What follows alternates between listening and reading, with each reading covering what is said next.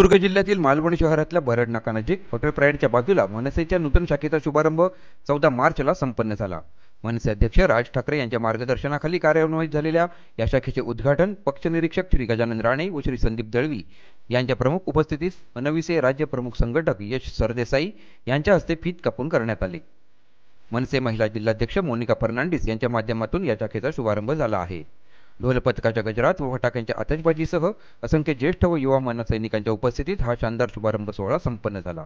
मान्यवरांच्या हस्ते छत्रपती शिवाजी महाराज यांच्या प्रतिमेला पुष्पहार अर्पण करून अभिवादन करण्यात आले.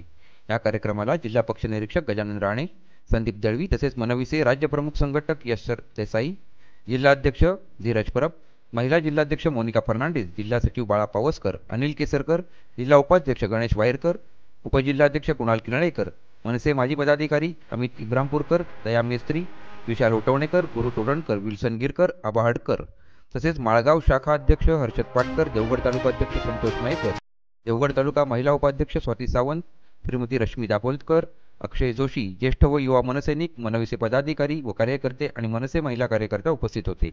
उपस्थित मान्यवरांचा स्वागत सत्कार संपन्न झाला. या उद्घाटन प्रसंगी बोलताना मनसे पक्ष निरीक्षक गजानन राणे यांनी नूतन शाखेला व मनसैनिकांना शुभेच्छा दिल्या.